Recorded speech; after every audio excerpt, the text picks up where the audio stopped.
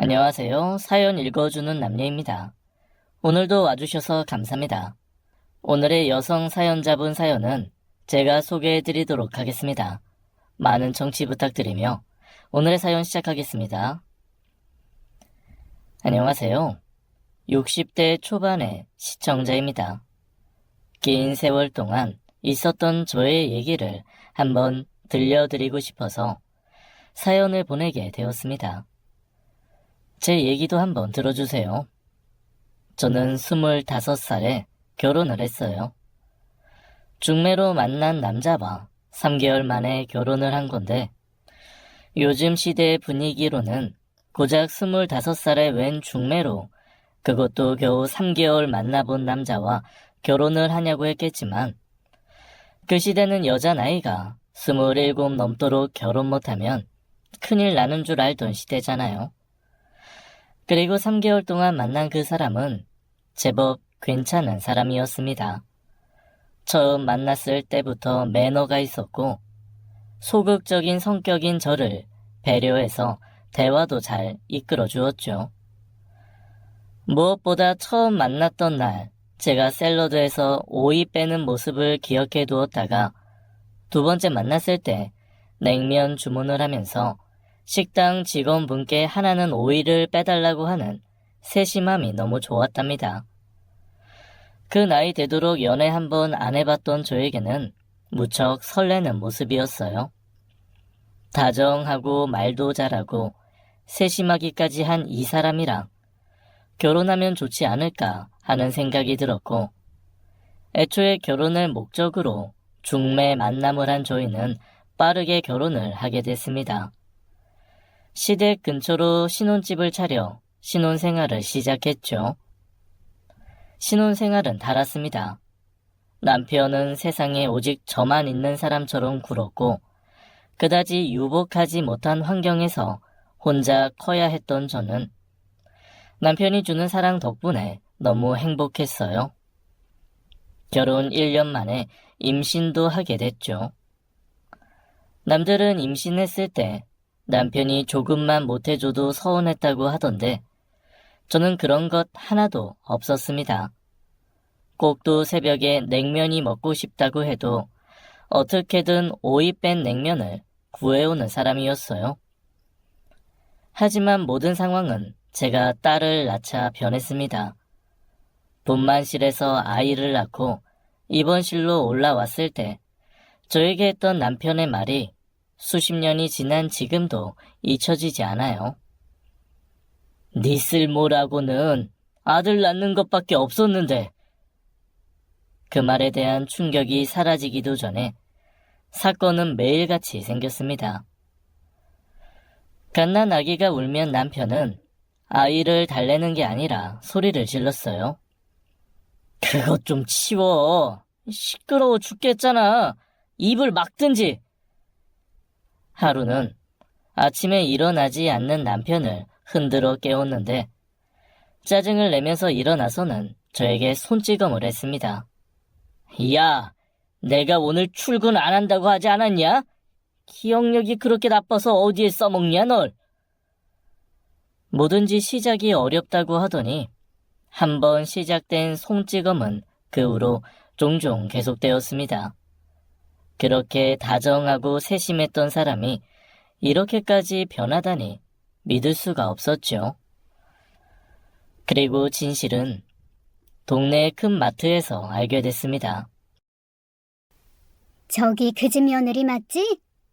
색시가 어리고 고운 게 맞네 맞어.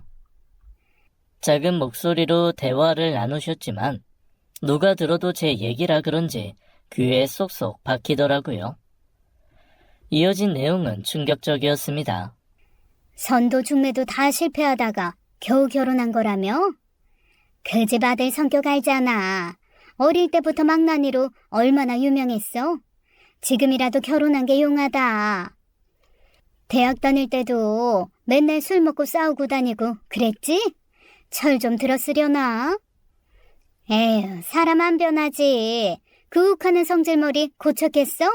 색시가 고생 안 하려나 모르겠네. 좀 더 들어보니 원래 성질 머리가 더럽고 덜 된 인간인데 아버지, 그러니까 제 시아버지가 유산 받고 싶으면 결혼은 꼭 해야 된다고 했더군요. 그래서 그 성질 머리 죽이고 저를 속여 결혼을 한 거였습니다. 거짓으로 잘해주는 모습에 속아 넘어간 제가 바보였던 거죠. 그제야 딸을 낳는 것에 분노한 것도 이해가 됐습니다. 그때까지만 해도 솔직히 요즘 힘든 일이 있는 건가? 예민한 시기가 좀 지나면 괜찮아지겠지. 예전에 그 다정했던 모습으로 돌아오겠지. 생각하고 참으며 살았거든요. 근데 진실을 알고 나니 더 이상은 이렇게 살 수 없을 것 같다는 생각이 들었습니다. 또 저와 딸에게 자꾸만 험한 말을 하는 것도 문제였습니다. 지금이야 딸이 아기라서 못 알아듣지만 애가 커서 저 말들을 다 알아들을 걸 생각하면 그것도 마음이 아팠어요. 그래서 이혼을 다짐했죠. 남편에게 먼저 말했다간 또 손찌검이 날아올 것 같아서 시어머니에게 사실과 함께 이혼 결심을 말했습니다. 그런데 웃기는 말을 하는구나. 이혼하면 어떻게 살 건데? 요즘 세상에 애 딸린 여자가 뭘 하고 살 수 있니? 네가 학력이 있니? 사회생활 경험이 있니? 친정에 돈이 많은 것도 아니잖아. 그냥 조용히 사는 게 낫지 않겠어? 자존심이 확 상하는 말이었지만 그것도 맞는 말이긴 했습니다. 27이 되도록 결혼하지 못하면 큰일 나는 줄 아는 시대였던 만큼 여자가 이혼하면 그것 또한 큰일 나는 시대였으니까요. 무엇보다 친정 부모님께 손을 벌릴 수도 없었고요. 대신 저는 조금 더 독해지기로 했습니다.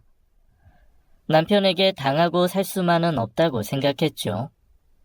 그래서 우는 딸에게 시끄럽다고 모진 소리를 하면 당신 쓰레기 같은 말이 더 시끄러운 건 알고 있지? 하고 맞받아쳤고 그에 따른 손찌검이 날아오려고 하면 저도 힘을 써서 그 손을 꽉 잡아 맞는 것을 피했죠. 조용히 당하고 살았을 때보다 시끄러운 날들이 이어졌지만 마음만은 덜 괴로웠습니다. 물론 지옥 같은 건 매한가지였지만요. 그러던 어느 날 상황이 한 번 더 바뀌었습니다. 평일낮 아무도 찾아올 일 없는 시간에 띵동하는 현관 벨소리가 울렸어요. 찾아온 사람은 저보다 2살가량 어려 보이는 젊은 여자였죠. 남편이랑 저랑 만나고 있는데 진짜 모르셨나 보네요. 준비되지 않은 충격은 타격이 컸습니다. 집구석에서 저랑 맨날 싸우면서 밖에서는 다른 여자랑 놀아나고 있던 거예요. 그것도 3살 난 딸을 가진 애 아빠가요. 사랑은 이미 없는 관계였지만 가정에 대한 책임감이라도 있었다면 절대 할 수 없는 일이었습니다. 충격에 말을 잃은 저를 보면서 내연녀는 말을 이어갔죠. 저 오빠랑 결혼하고 싶은데 이혼을 못한다네요. 뭐 아버지랑 약속한 게 있다고. 혹시 먼저 이혼하겠다고 말해주시면 안 돼요? 별 거지 같은 부탁을 하면서 말이에요. 1년 전 내가 이혼 요구했을 때 들은 척도 안 하던 시어머니 생각도 났습니다. 그때 그냥 이혼시켜줬으면 제가 이런 험한 꼴을 더 안 봐도 됐을 텐데 말이죠. 현실을 생각하면 좀 두렵기도 했지만 근 1년 동안 저런 자식한테 맞서 싸우면서 살았는데 사회에 나가서 뭔 일을 못하겠나 라는 생각이 들었습니다. 제가 상황 얘기를 하자 시어머니는 양육권을 줄 테니 이혼해달라고 했습니다. 헛웃음이 났죠. 위자료는 지금 저희가 살고 있는 신혼집 전세금의 일부를 준다고 했는데 말도 안 되는 일부를 주려고 하길래 끝까지 싸워서 결국 반절을 받아냈습니다. 그리고 3살 된 딸과 함께 시댁과 신혼집에서 최대한 멀리 떨어진 곳으로 이사를 갔죠. 인생이 이렇게 불행할 수 있나 자기 연민에 빠질 시간은 없었습니다. 저에겐 책임져야 할 어린 딸이 있었고 더불어 제 자신도 책임져야 했으니까요. 이런 저를 하늘도 불쌍히 여겼는지 제 인생 최고의 은인 중 한 명을 만나게 해주더군요. 딸과 함께 살집을 구하러 발품 팔면서 만난 복덕방 사장님이었죠. 위자료를 받긴 했지만 아직 3살인 어린 딸을 키우는 데는 돈이 많이 들었고 아직 이렇다 할 안정적인 일자리가 없어서 있는 돈을 다 쓸 수는 없었습니다. 집을 구하는데 쓸 수 있는 돈에 한계가 있었죠. 하지만 복덕방 사장님은 다른 사장님들처럼 젊은 여자가 딸아이와 둘이 살 집을 구하는 이유를 묻지도 않으면서 저랑 발품을 같이 팔아주셨습니다. 또 중개비도 최소로 받으면서 집을 구해줬어요. 작은 방 하나가 딸린 반지하였지만 반지하치고 깔끔하고 괜찮은 방이었습니다. 계약 도장을 찍고 나서 저는 조심스럽게 여쭤봤습니다. 혹시 이 주변에 제가 일할 수 있을 만한 곳이 있을까요? 뭘 뛰어나게 잘하진 못하지만 성실하게 할 수 있어요. 그제야 조심스럽게 저의 사정을 물으시더라고요. 저는 솔직히 말했고 복덕방 사장님은 근처의 기사식당으로 저를 데리고 갔습니다. 기사식당에는 복덕방 사장님과 똑 닮은 분이 제육볶음을 각 테이블로 나르고 계셨어요. 딱 봐도 자매겠구나 싶었습니다. 가게가 조금 한가해졌을 때 복덕방 사장님은 기사식당 사장님께 저를 소개했고 제 얘기를 들은 기사식당 사장님은 오늘부터 당장 일하라면서 흔쾌히 저를 받아주셨습니다. 그때 초등학교 2학년 정도로 보이는 아이가 식당으로 들어왔죠. 엄마! 이제 막 하교를 한 것 같은 아이를 안아준 기사식당 사장님은 아이에게 밥을 먹이고 돌려보냈습니다. 그리고 저에게 자신의 이야기도 해주셨죠. 나도 애 혼자 키워요. 제 1살 때 이혼했거든. 대신 나는 아득바득 위자료 받아서 이 기사식당 차렸어요. 할 줄 아는 게 음식 만드는 것밖에 없어서. 그래도 지금은 보다시피 장사도 잘 되고 먹고 살만해. 그러니까 우리 애기 엄마도 이 악물고 살아. 괜시리 울컥 눈물이 나더라고요. 앞길이 정말 막막했는데 좋은 분들을 만난 것 같아서 참 좋았습니다. 3살 난 아이를 집에 혼자 둘 수는 없지 않느냐고 하면서 복덕방과 기사식당에서 아이를 돌봐도 된다고까지 말하셨죠. 복덕방 사장님은 자기는 결혼은 안 했지만 조카 돌보면서 육아의 달인이 됐다면서 자기만 믿으라고 너스레도 떨어주셨습니다. 복덕방 사장님과 기사식당 사장님 호칭은 얼마 안 가 사장님에서 각각 첫째 언니, 둘째 언니로 바뀌었어요. 29살, 제 인생 최고의 인복이었습니다. 제가 식당 일에 적응하는 동안 엄마와 2명의 이모 손에서 우리 딸도 씩씩하게 잘 커주었습니다. 어린 딸에게 배려심 많은 초등학생 언니도 생긴 것도 복이었죠. 식당 일은 너무 어렵지는 않았습니다. 둘째 언니가 워낙 일을 잘 가르쳐 주기도 했고 저는 일단 서빙만 하면 됐으니까요. 그러던 어느 날 우리 식당에 단골로 오시던 손님 한 분이 오셨습니다. 오늘도 오셨네요. 오늘도 제육하실 거죠? 아, 그걸로 줘. 아니 근데 내가 얘기를 들었는데 말이야. 자기 남편이 없다면서? 제법 큰 목소리였고 식당 안에 사람이 그리 많지 않던 터라 식당 안 손님들의 이목이 집중됐죠. 얘기를 들은 다른 손님이 말했습니다. 무슨 소리야? 애 있지 않아? 아니 내가 들어보니까 이혼을 했다던데 저기 복덕방 할배가 그러더만. 처음 집을 구하러 다닐 때 어쩌다가 애기 안고 혼자 집을 구하러 다니냐고 물어본 복덕방 사장님들이 몇 있었는데 그중 한 분이 말을 한 것 같았습니다. 뭐야, 진짜야? 그럼 지금 싱글인 거네. 제가 싱글인 게 뭐 그리 좋은 일이라고 다들 얘기를 하면서 껄껄 웃는지 기분이 나쁘고 난감해서 한마디 하려던 찰나 둘째 언니가 가게에 들어왔습니다. 눈치 빤한 언니는 손님들의 대화를 대충 듣고도 무슨 상황인지 파악했죠. 아우, 우리 사장님들 말이 기시다. 얼른 일하러 가셔야죠. 점심시간 다 끝나가네. 그날의 상황은 그렇게 마무리됐지만 그 후 남자 손님들의 입버릇과 손버릇이 달라졌습니다.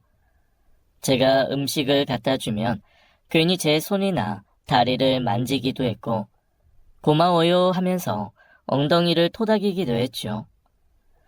그때마다 손을 쳐내기는 했지만 오늘 일 끝나면 데이트 하자느니 옆에 앉아서 밥 친구 좀 해달라니 하는 말들은 어떻게 대처를 해야 할지 모르겠더라고요. 그 모습을 보던 둘째 언니가 식당 마감하고 저를 불렀습니다. 더럽지? 겨우 몇천 원짜리 백바나나 먹으러 오면서 남편 없는 여자라고 쉽게 보고 이리저리 추근대는 거. 솔직히 언니 좀 힘들어요. 다들 왜 저럴까요? 꼴도 보기 싫어요. 그래도 어떡해. 먹고 살다 보면 이런 꼴 저런 꼴 다 보는 거지. 근데 자기야, 그래도 당하기만 하면 안 돼. 만만한 사람, 그래도 되는 사람으로 보이면 안 돼. 손버릇 나쁜 사람한텐 단호하게 말할 줄도 알아야 하고 입버릇 나쁜 사람한텐 똑같이 말로 대갚아줘. 그랬다가 식당 다시 안 오면 어떡해요. 언니한테 패기칠까봐. 얘가 뭐라는 거야? 야, 너네 식당이 그런 인간들 좀 안 온다고 망할 것 같아? 우리 맨날 뼈 빠지게 바쁜 거 겪으면서 이런다 얘가. 다시 한번 말하지만 제 인생의 최고의 인복은 바로 이 언니들이었습니다. 눈시울이 뜨거워지는 걸 애써 참아내고 다음 날부터 내외 힘 꽉 주고 출근되는 남자 손님들을 쳐냈죠. 괜히 손이나 신체를 만지작거리는 손님들은 사장님, 성추행 벌금 기본 300만 원입니다. 합의 안 해드려요. 제일 잘 먹히는 방법으로 손을 못 쓰게 만들었고 데이트를 하자느니 옆에 좀 앉아보라느니 하는 손님들에겐 어떻게 사모님한테 말씀드리면 되나요? 하면 헛기침을 하면서 돌아섰습니다. 이런 손님들을 보고 있으면 어린 딸과 아내를 두고 어린 여자랑 바람이 난 전 남편 생각도 많이 났어요. 세상에 이런 남자들만 있는 건 아니겠지만 더더욱 남자 하면 치를 떠는 제가 되었죠. 그렇게 세월이 흘러갔습니다. 몸은 힘들고 고되지만 식당 일에는 나름대로의 보람도 있었고 월급을 받은 날에는 언니들한테 삼겹살 쏘면서 맥주도 한잔 했어요. 그런 날 맥주 한잔 마시면서 언니들과 있는 얘기, 없는 얘기 다 나누며 수다를 떠는 게 인생의 낙이었습니다. 식당 일 연차가 올라가면서 둘째 언니가 월급도 꼬박꼬박 올려줬어요. 저로선 어느 대기업 부럽지 않았습니다. 짬이 좀 찬 후에는 서빙뿐만 아니라 음식도 곧잘 할 수 있게 됐죠. 누가 보면 콧방귀 낄 수도 있겠지만 이혼 후 가진 거라곤 넉넉하지 않은 위자료와 몸뚱이 하나밖에 없었던 저였잖아요. 그런데 이쯤 되니 스스로도 발전을 한 것 같아서 사실 진짜 큰 행복은 딸내미였습니다. 가진 거 없는 엄마지만 그래도 남부럽지 않게 키우고 싶었는데 유치원에서도 이제 막 입학한 초등학교에서도 공부 잘하고 똘똘한 학생이라고 선생님들의 칭찬이 자자했죠. 남은 인생이 이렇게만 흘러가준다면 참 좋겠다는 생각을 했습니다. 식당에서 오래 일하다 보니 친해진 사람들도 꽤 있었어요. 식당 재료 공급해 주시는 정육점 삼촌, 채소 배달해주는 청년, 다들 변죽이 좋아서 골고루 친해졌습니다. 시간 될 때마다 서빙 알바 해주시는 이모님도 계셨는데 제가 혼자라고 하니까 자꾸만 중매 얘기를 꺼내시더라고요. 내가 좋은 사람 한 명 소개시켜 줄게. 거기는 그동안 돈 버느라 바쁘게 살아서 결혼은 못했는데 나이가 좀 있어서 그런지 애 있어도 괜찮다 하더라고. 사람 참 좋은데 어때? 한번 소개받아 볼래?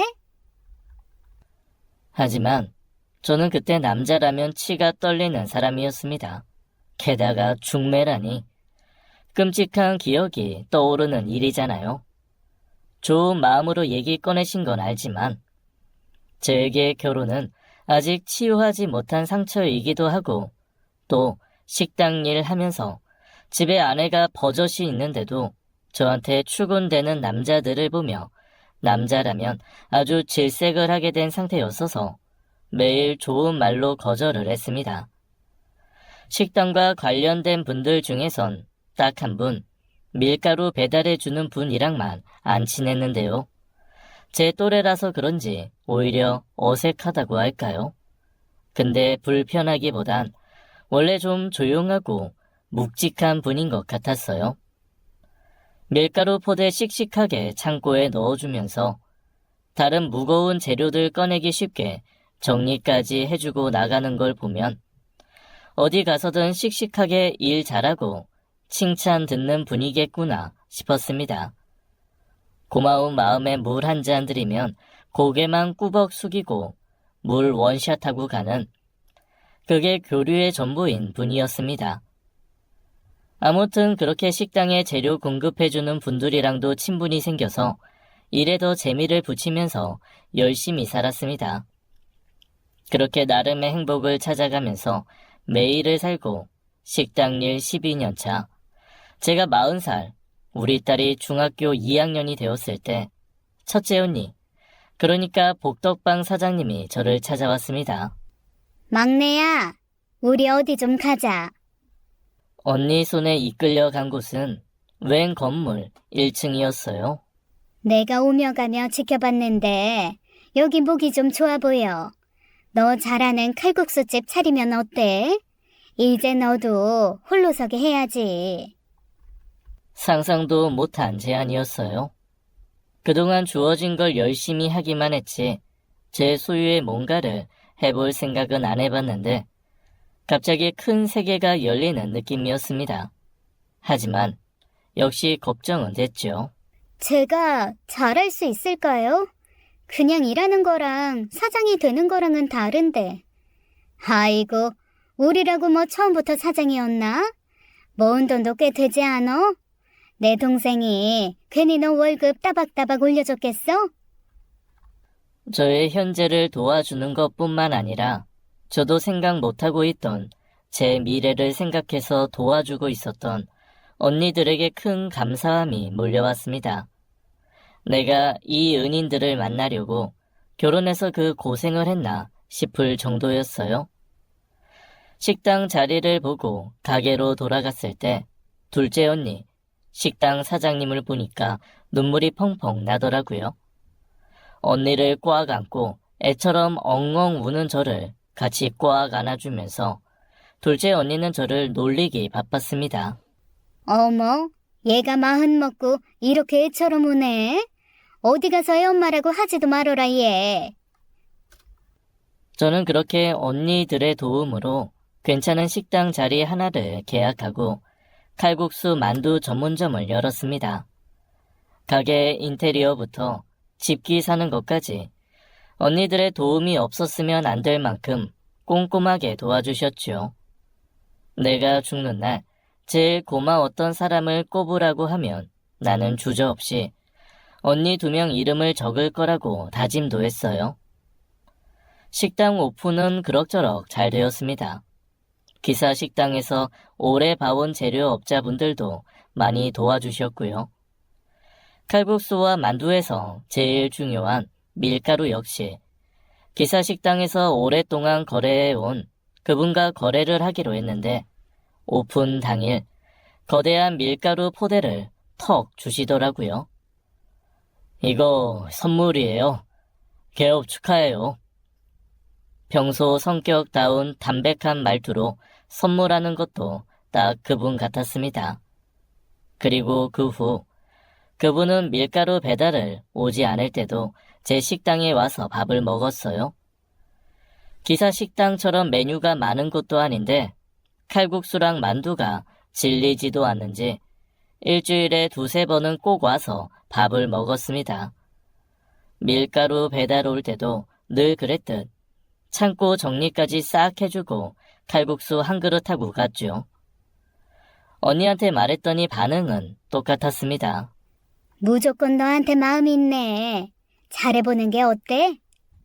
나도 찬성. 우리는 아직 좋은 사람 못 만나서 그렇지만 이제 자리도 잡았고 딸내미도 클 만큼 컸고 이제 좀 행복해도 되지 않겠어? 헤이, 언니, 저 지금도 행복해요. 예전 같았으면 상상도 못했을 일이지. 그리고 저는 진짜 남자 못 믿어요. 저러다가 또 결혼하고 변하면 어떡해? 제 전남편 얘기를 알고 있는 언니들은 조용히 입을 다물었죠. 하지만 그분의 가게 방문은 계속되었고 반년쯤 지났을 때 드디어 저에게 말을 걸었습니다. 혹시 식당 언제 쉬시나요? 제가 식사 한번 대접하고 싶은데요. 참 이상하죠. 남자라면 완전 지긋지긋하다고 생각했는데 그 말이 왜 이렇게 설레던지. 머리는 거짓말을 해도 마음은 솔직하다는 걸 다시 느끼면서 저도 모르게 약속을 잡았습니다. 오랜만에 차려입고 나가서 양식당에서 고기를 썼는데 기분이 이상하더라고요. 나한테 이런 모습이 아직 남아있었나 싶기도 했고요. 밤 약속은 1번에서 2번이 되었습니다. 2번째 만났을 때는 반찬이 많이 나오는 한정식 집에 갔는데 반찬으로 나온 오이 김치를 옆으로 쓱 빼더라고요. 제가 놀라서 쳐다보니까 저번에 보니까 샐러드에서 오이 빼시길래 못 드시는 거죠? 세심함에 1번, 전 남편 생각나게 하는 발언에 1번, 저는 또 놀랐습니다.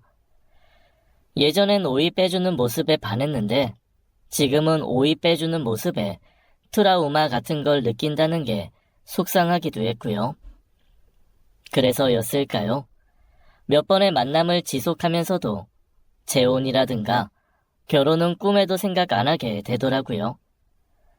대신 만남을 지속하면서 참 좋은 사람인 건 맞다는 것과 이 사람에게도 안 좋은 기억이 있다는 것을 알게 됐습니다.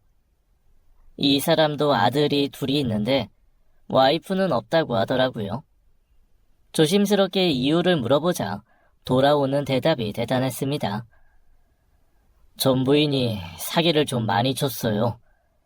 감옥에 있는 동안 그 빚 대신 갚으려고 제가 고생을 좀 했습니다. 감옥에서 나와서 애들 좀 크고 바로 이혼했죠.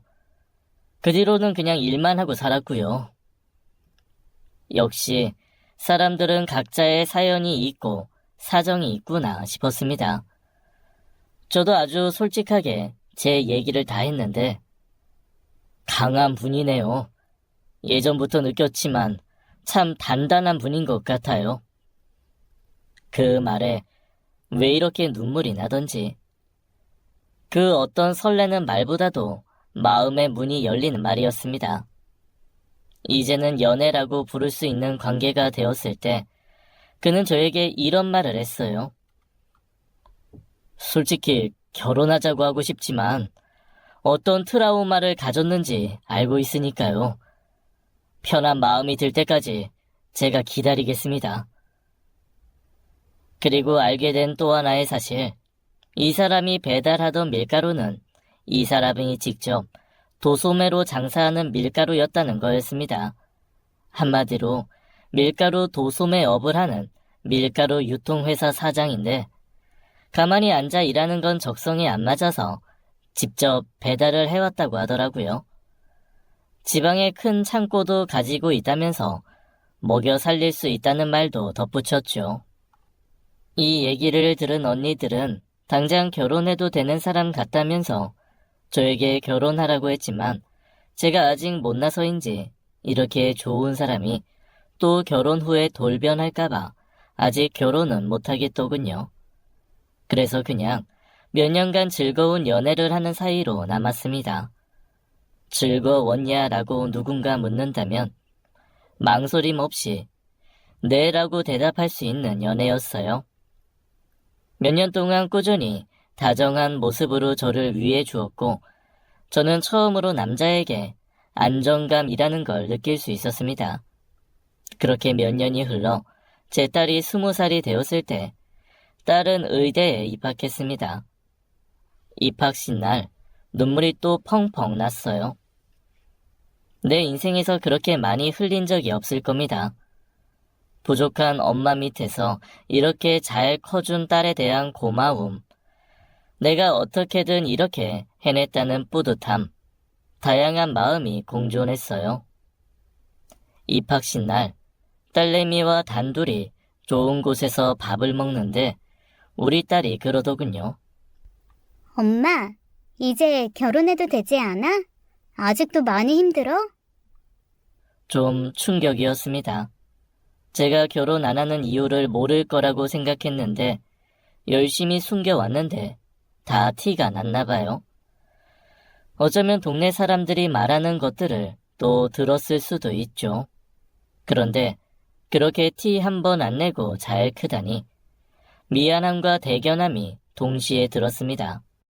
나 이제 입학하면 기숙사에서 살잖아. 엄마 혼자 외로워서 어떡해. 나 완전 잘 컸지? 엄마 덕분에 이렇게 잘 컸으니까 엄마도 이제 엄마 인생 살면서 행복하면 좋겠어. 나 아저씨한테 엄마한테 프로포즈 하라고 할 거야. 그럼 그거 꼭 받아주고 결혼해.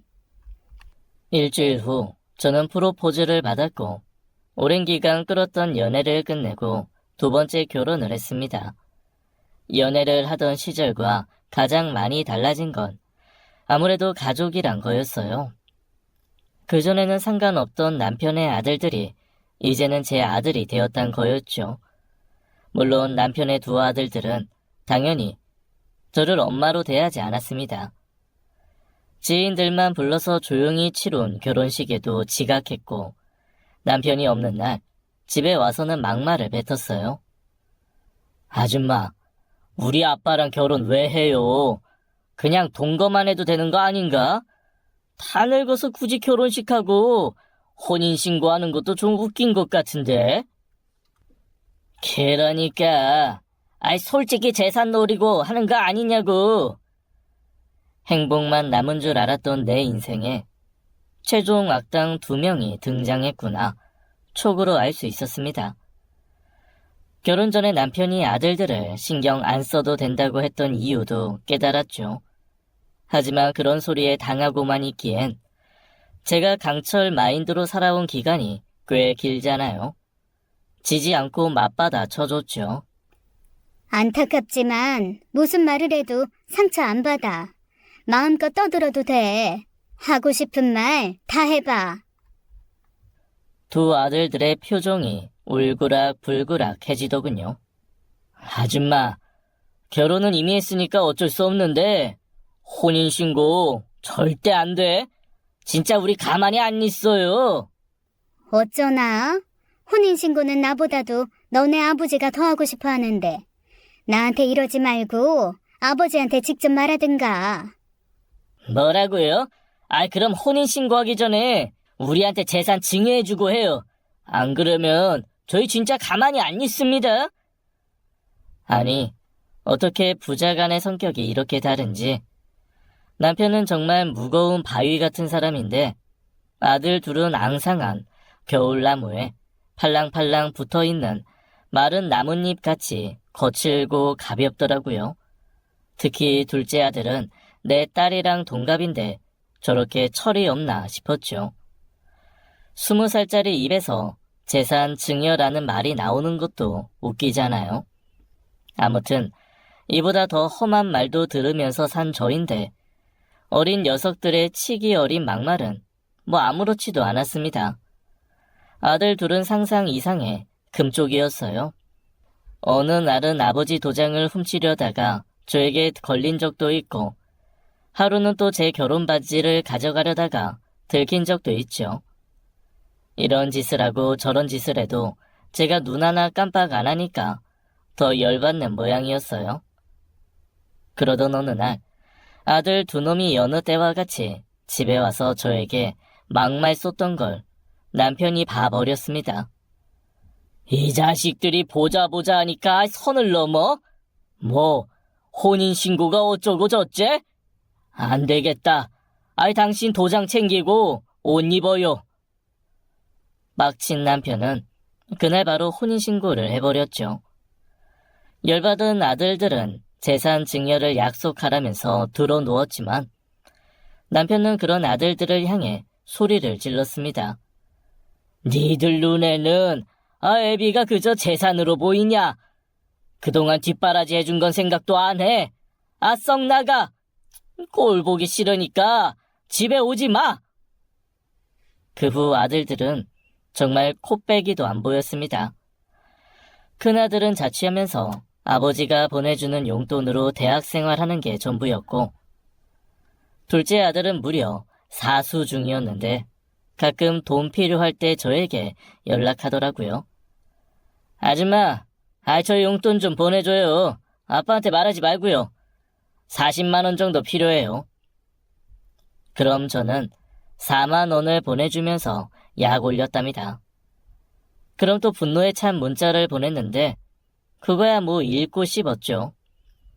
노량진 고시원에 살면서 학원 다니면서도 뭔 그리 사고 칠 일이 많은지 2달에 한 번꼴로 깽값을 물어줘야 하기도 했는데 그럴 때마다 남편의 주름이 깊어지는 걸 느꼈습니다. 친딸도 아닌 우리 딸을 왜 이렇게 예뻐했는지 아들들이 사고 칠 때마다 느낄 수 있었죠. 그래도 사람 구실 못하는 줄 알았던 두 아들도 어찌어찌 군대에 다녀오고 대학을 졸업하고 취업도 했고 제 딸은 긴 의대 생활을 마치고 학교랑 연계된 대학병원에 취업을 했어요. 끊임없이 사고를 치는 아들 둘과 지지고 볶으면서도 산 세월도 쉬는 날에는 부모님이랑 데이트하던 딸내미를 변호사 사위랑 결혼까지 시킨 세월도 흐르고 흘러 결혼한 지도 어느새 13년이 되었습니다. 이쁜 놈, 미운 놈 할 것 없이 어쨌든 다 키웠네요. 우리 이제 내 식당이랑 당신 회사 접고 행복한 노후 준비나 하면서 살까요? 어디 시골에서 텃밭 일구면서 살까요? 이번에는 밀을 직접 키워볼까? 나는 그걸로 시골에서 칼국수집 하고? 농담을 하면서 행복한 미래를 꿈꾸던 와중에 또 한 번 제 일상이 바뀌는 일이 생겼습니다. 이런 소식 전하게 돼서 안타깝지만 암입니다. 건강한 줄만 알았던 남편이 혈액암에 걸리고 만 거죠. 62살이시네요. 이 정도면 많은 나이가 아니라서 암이 빠르게 진행될 수 있습니다. 빠른 치료하셔야 될 것 같아요. 얘기를 들은 딸은 자신이 근무하는 대학병원에 남편을 입원시켰습니다. 저는 칼국수 가게를 일단 다른 분에게 잠시 맡기고 간병에 집중하기로 했어요. 아들 둘에게도 이 소식을 알렸는데 에이씨, 저 사업 자금 때문에 연락드리려고 했는데. 사업 자금? 취업해서 직장 다니는 거 아니었어? 그랬었죠. 근데 제가 남 밑에서 일할 그릇이 아니더라고요. 친구랑 사업 하나 준비하고 있거든요. 근데 아버지 아프다고요? 병원비하고 여유 좀 있을까요? 이딴 말이나 짓거리더군요. 아빠가 암이라는데 병원비니 사업 자금이니 타령이나 하고 있다니. 원래도 답 없는 아들들이라고 생각했지만 이쯤 되니 남편이 너무 불쌍했습니다. 그래도 마지막 양심은 있는지 병원에 와보기는 하더군요. 와서 하는 말도 가관이긴 했습니다. 아버지, 나으셔야죠. 지금 돌아가시면 좀 곤란해져요. 아, 형, 재수없게 그런 소리 하지 마. 설마 아버지가 우리 이렇게 두고 지금 가시겠어? 결국 또 분노한 남편이 소리를 질렀습니다. 나가, 이 자식들아! 아이, 꼴도 보기 싫다! 그런 남편을 다독이는 건 또 제 딸이었죠. 아빠, 화 푸세요. 안 좋아요. 심호흡하시고. 내가 어쩌다가 저런 자식들을 낳아서 내가 너랑 니네 엄마한테 볼 면목이 없다. 에이, 그런 말 하지 마세요. 저희한테 아빠가 얼마나 좋은 분인데. 남편의 상태는 악화되지도 좋아지지도 않으면서 한 달이 흘렀습니다. 그 사이 저희 언니들도 면회를 몇 번이나 왔는데 이 아들 놈들은 꼴 보기 싫댔다고 진짜 안 오더군요. 저는 남편 옆에서 먹고 자고 하면서 남편을 간호했는데요. 일주일에 한 번씩은 딸아이에게 남편을 맡겨놓고 집에 가서 제대로 씻기도 하고 또 짐도 챙겨오고 했거든요. 그날도 그런 날 중 하루였습니다. 그런데 집 문을 열자마자 느낌이 쎄한 거예요. 얼른 집 안에 들어가 보니 집이 완전 엉망이었습니다. 안방, 부엌, 심지어 화장실까지 마구잡이로 어질러져 있었죠. 이건 누가 봐도 도둑이 든 모양새였습니다. 이것저것 없어진 것들을 찾았는데 결혼할 때 받았던 예물 세트, 비싼 결혼 반지는 물론 장롱에 숨겨둔 현금 500만 원까지 아주 탈탈 훔쳐갔더라고요. 결혼 선물로 언니들한테 받았던 값비싼 그릇들도 없었습니다. 경찰에 신고하려고 핸드폰을 들었는데 모르는 번호로 전화가 오더군요. 일단 받았죠. 첫째 아들 목소리였습니다. 이 번호는 뭐야? 알 거 없고요. 뭐 좀 여쭤보려고 전화했는데요. 아버지 상태는 이전보다 안 당연히 아버지 상태가 궁금해서 전화했는 줄 알고 상태를 알려주려는데 제 말을 끊더군요. 됐고요. 그거 어딨어요, 그거. 뭘 얘기하는 거니? 아버지 땅 문서요. 지방에 창고 땅이요. 그걸 내가 왜 알려줘야? 대답하다 보니 등골이 오싹했습니다. 그리고 설마 싶었죠. 너 혹시 이 집 네가 뒤졌어? 내 예물이랑 돈 다 네가 가져갔니? 땅 문서 없길래 급한 대로 그거라도 가지고 나왔어요. 됐고, 땅 문서 어딨냐고요? 너 미쳤어? 그게 다 뭐라고 가져가? 경찰에 신고할 거야. 자식 경찰에 신고하는 부모가 다 있네. 이봐, 엄마는 무슨 엄마? 그냥 재산 때문에 아버지랑 결혼한 거잖아요. 그니까 왜 아빠를 암에 걸리게 하냐고. 그것만 아니었어도 제 사업자금 받을 수 있었는데. 말도 안 되는 궤변이었죠. 정말로 경찰에 신고하고 싶은 마음이 굴뚝 같았지만 아픈 남편 신경 쓰이게 하고 싶지 않아서 이번 일은 그냥 모르게 넘어가야겠다 마음을 먹었습니다. 하지만 첫째 아들 하는 짓이 영 심상치 않아서 일단 저장되어 있는 번호로 전화를 하니 요금 미납으로 정지되어 있는 번호라고 나오더군요. 둘째 아들에게 전화를 했더니 이 형제는 형제 애도 없는지 형을 비웃으면서 술술 말하더군요. 무능력한 게 겁도 없이 사업에 손대서 그렇죠 뭐. 아버지한테 빌리려던 사업 자금 있잖아요. 아버지 대신 업자한테 빌렸을걸요. 신용 없으니까 은행 대출 당연히 안 나왔을 거고요. 지금 폰 요금도 못 내서 폰 끊기고 대포폰 쓰는 것 같던데. 그야말로 최악 중에 최악이었습니다. 일단 남편은 모르게 해야겠다는 생각이 들었어요. 아무래도 혈액암은 컨디션이 제일 중요한데 혹시라도 큰 영향을 주면 안 되니까요. 일단 집 정리를 하고 다시 병원으로 가서 아무 일도 없던 것처럼 남편을 간호했습니다. 큰 아들은 수시로 바뀌는 번호로 저에게 전화를 계속 걸었습니다. 아줌마, 땅 문서 못 내놓겠으면 있는 돈이라도 좀 줘봐요. 식당 하면서 모은 돈 많다며. 딸내미 그 잘난 의사니까 돈 좀 있을 거 아니야.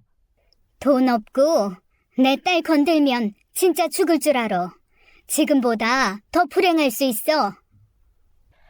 그러니까 땅 문서 내놓으라고. 거기 지금 개발 앞두고 있어서 땅값 겁나 올랐는데 고작 창고로 쓰고 있다는 게 말이 돼요? 어차피 아버지 죽으면 내 땅인데 미리 좀 받자고요. 전화 오는 횟수가 늘어날수록 애가 점점 미쳐가는 것 같았지만 그걸 받아줄 순 없었습니다. 무엇보다 땅 문서가 어디 있는지 정말 몰랐고요. 지금은 그저 남편이 이 사실을 모르기만을 바랬죠. 하지만 세상에 비밀은 없다고 우려하던 일이 벌어졌습니다. 둘째 아들의 병실에 찾아와 웬일인가 싶었더니 형의 만행을 줄줄 읊었지 뭔가요. 그래서 형 지금 감옥 가기 직전일걸요? 뭔 사기도 친 것 같던데. 야, 입 다물어. 에이, 아줌마도 다 알면서 뭘 숨겨요. 아버지, 형은 이제 고쳐 쓸 수 없는 인간이 된 것 같은데 그런 놈한테 재산 넘기지 마시고 형한테 줄 것도 저한테 다 주시면 어때요? 남편의 혈압이 상승했고 의료진들이 병실에 뛰어들어왔습니다. 너 나가. 아버지 생각은 요만큼도 안 해? 니들이 관심 있는 건 진짜 아버지 재산뿐이니? 어떻게 그렇게 악마처럼 컸어? 왜냐니요. 멀쩡한 엄마가 낳지를 않았는데 그럼 저희가 멀쩡하겠어요? 엄마가 사기꾼인데 저희가 정상적으로 컸겠냐고요. 여기에 아빠 잘못은 없을까요? 저희가 망나니 짓 하고 산 거 아빠도 알죠. 근데 왜 크게 안 혼내고 용돈 꼬박꼬박 줬을 것 같아요? 아빠도 우리한테 미안하거든. 멀쩡한 년이랑 결혼했으면 이런 일 없었을 테니까. 입 다물라고 했어. 일단 나가. 둘째 아들이 병실 밖으로 나가고 남편의 상태가 어느 정도 진정됐을 때 남편은 눈물을 뚝뚝 흘리면서 저에게 말했습니다. 열심히 산다고 살았던 것 같은데 결국 아들들은 저런 인간만도 못한 놈들이 되고 결국은 당신 또 고생만 시키고 나는 아프기까지 하고 볼 면목이 없어. 그런 거 생각하지 말고 일단 얼른 나을 생각만 해요. 다른 건 천천히 생각해도 안 늦어. 하지만 하늘도 무심하게 남편의 상태는 점점 안 좋아졌고 혈액암은 전신에 전이 돼서 남편은 결국 세상을 떠나고 말았습니다. 장례식 손님은 조촐했지만 모두의 슬픔은 컸습니다. 저희를 연결시켜준 거나 다름없는 제 언니들부터 우리 딸의 남편 식구들까지 모두 와서 슬픔을 나눠줬죠. 큰 아들 놈은 결국 감옥에 갇혀서 소식이 없었고 둘째 아들은 장례식 마지막 날에만 와서 발인에만 참여했습니다. 마지막 날에 온 것도 다 꿍꿍이가 있어 보였어요. 장례는 현실이었기 때문에 슬픔을 추스를 시간도 없이 이런저런 문제들을 정리해야 했습니다. 사망 신고를 늦게 하면 벌금을 문다는 것도 처음 알았어요. 각종 신고부터 재산 증여까지 서둘러 움직여야 했죠. 그러다 놀라운 사실을 하나 발견했습니다. 아들 두 놈이 그렇게 찾아 헤매던 땅 문서가 은행 개인 금고 안에 있었고 남편은 애진즉 그걸 저한테 증여해 놨었더군요. 재산 상속 변호사까지 이미 선임해 해둔 상태였습니다. 그것도 혼인신고를 하자마자, 그러니까 13년 전에 말이죠. 굳이 안 해도 된다고 했던 혼인신고를 고집한 이유가 이거였구나 싶었습니다. 마치 아들들이 쌩 난리칠 걸 알고 있었다는 듯 말이죠. 변호사가 말하길, 이 재산을 고스란히 물려주면 아들들을 오히려 망치는 게 아닐까 하고 생각하셨던 것 같습니다. 집이랑 땅, 밀가루 유통회사까지 모두 사모님 앞으로 증여되어 있어요. 이 얘기를 같이 들은 둘째 아들은 그야말로 난리가 났습니다.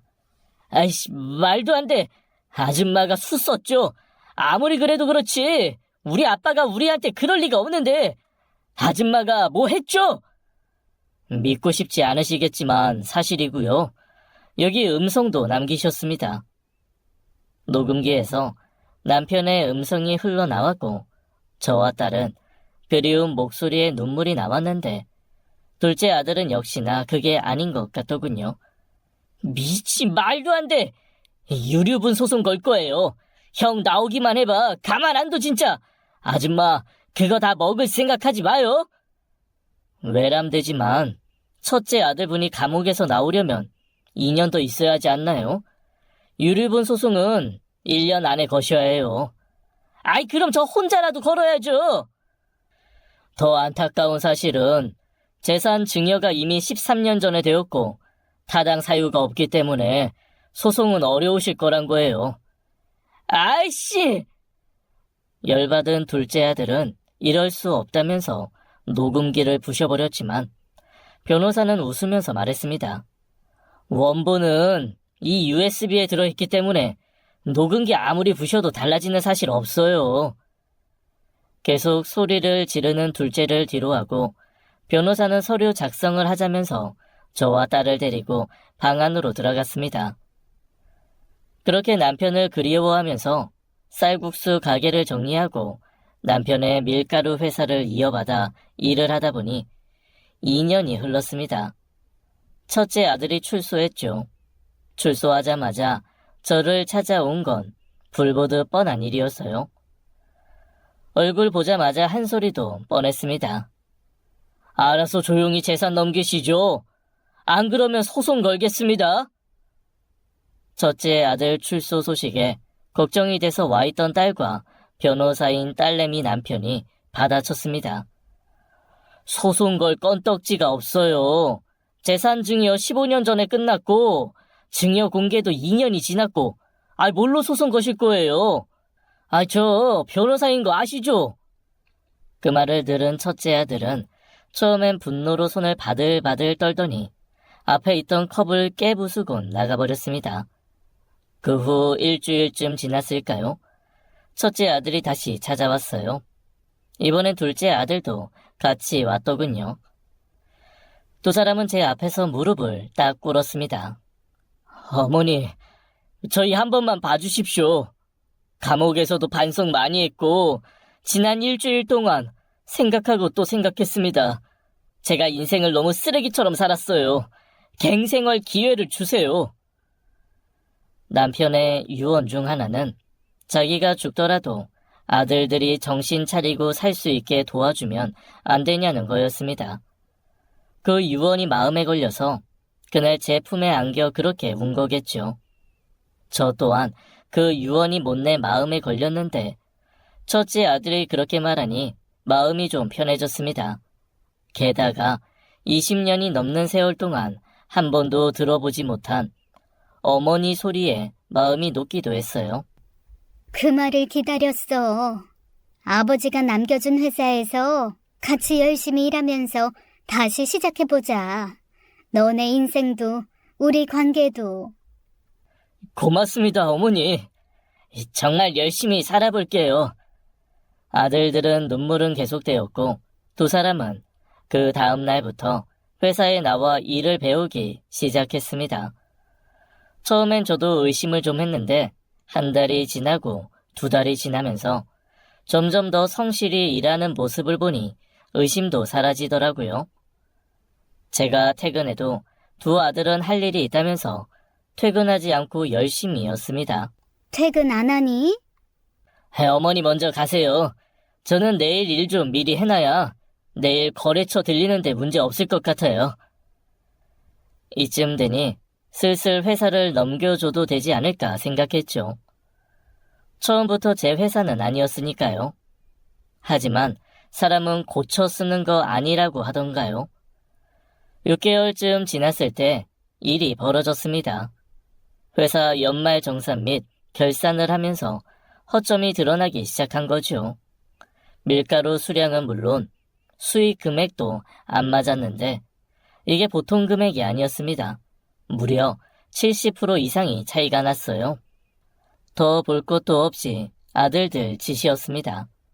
저를 먼저 퇴근시킨 후 밀가루를 빼돌려서 개인 업자한테 넘긴 사실이 포착됐고 거래처에서 직접 수금을 하면서 그 돈도 다 빼돌렸더라고요. 나쁜 짓을 하려면 똑똑하기라도 해야 되는데 여전히 멍청한 아들들은 횡령도 멍청하게 하다가 싹 걸린 거죠. 고민도 하지 않고 횡령 및 사기죄로 신고를 했습니다. 변호사 사위의 도움을 받았죠. 둘째 아들은 몰라도 첫째 아들은 재범이라서 형량이 꽤나 세게 나올 거라고 했지만 동정심이 들진 않았습니다. 이 또한 남편의 유언이었거든요. 한 번만 기회를 주되 혹시라도 또 사고를 치거나 배신을 하면 그땐 가차없이 버려도 된다고요. 문득 아들들의 이런 결말까지 예상하고 그런 유언을 남긴 남편의 심정은 어땠을까 생각하니 마음이 아프더라고요. 그 사람도 꽤나 복잡한 인생을 살았는데 그래도 나랑 함께 했던 시간은 행복했기를 바라는 마음도 들었어요. 아들들은 당연히 감옥에 들어갔고 저는 전문 경영인을 고용해서 여전히 남편의 회사를 운영하고 있습니다. 길게 늘어놓고 보니 참 대단한 인생이었지 싶어요.